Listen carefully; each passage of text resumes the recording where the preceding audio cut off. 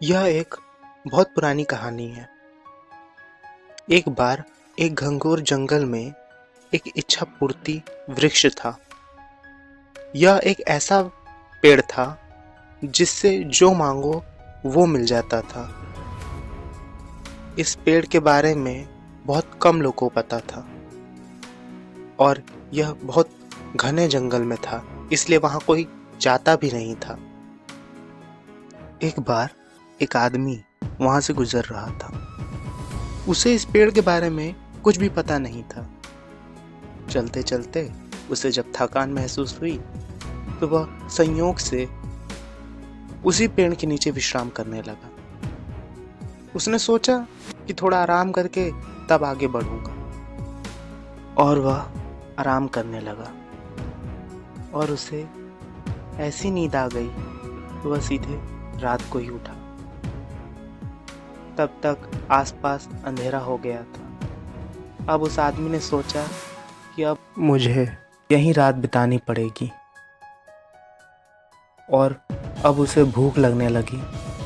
उसने इच्छा जाहिर की कि कहीं से काश पकवान मिल जाते। ऐसा उसके सोचते ही उसके सामने पकवानों से भरा थाल आ गया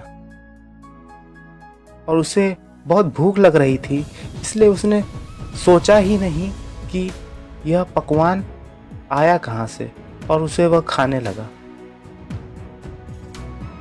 उसने पेट भर खाया और अब खाने के बाद उसने सोचा कि कहीं से कुछ पीने को भी मिल जाए।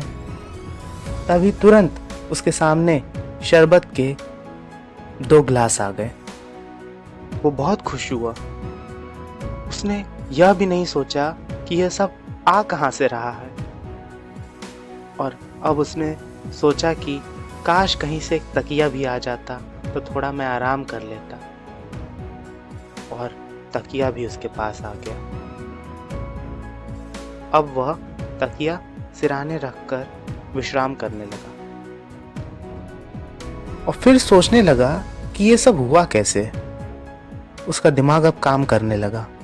उसने सोचा कि मेरे सिर्फ सोचने से खाना आया कैसे, शरबत आई कैसे, तकिया आया कैसे, कहीं यहाँ कोई भूत तो नहीं। उसने मन में जैसे ही यह सोचा कि सच में सामने भूत आ गया। अब जैसे ही उसने भूत को देखा, उसके मन में सबसे पहला विचार यही आया कि कहीं भूत मुझे खा तो नहीं जाएगा, और शायद इसीलिए इसने मुझे खाना खिलाया, शरबत पहुंचाई।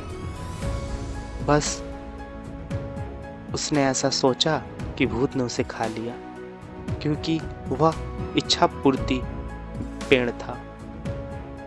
जो सोचो वही होने लगता था। बस यही कहानी खत्म हो जाती है।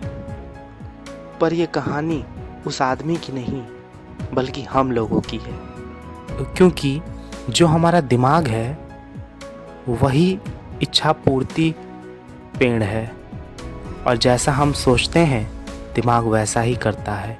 हम नकारात्मक सोचते हैं और वैसा ही होता है। हम सोचने लगते हैं कि बारिश हो रही है तो हम कहीं बीमार ना पड़ जाएं, और हम बीमार पड़ जाते हैं। हम हमेशा उल्टा सोचते हैं और वैसा ही होता है, और हम जीवन में जैसा सोचेंगे हमारा दिमाग वैसा ही करेगा। इसलिए अच्छा सोचें।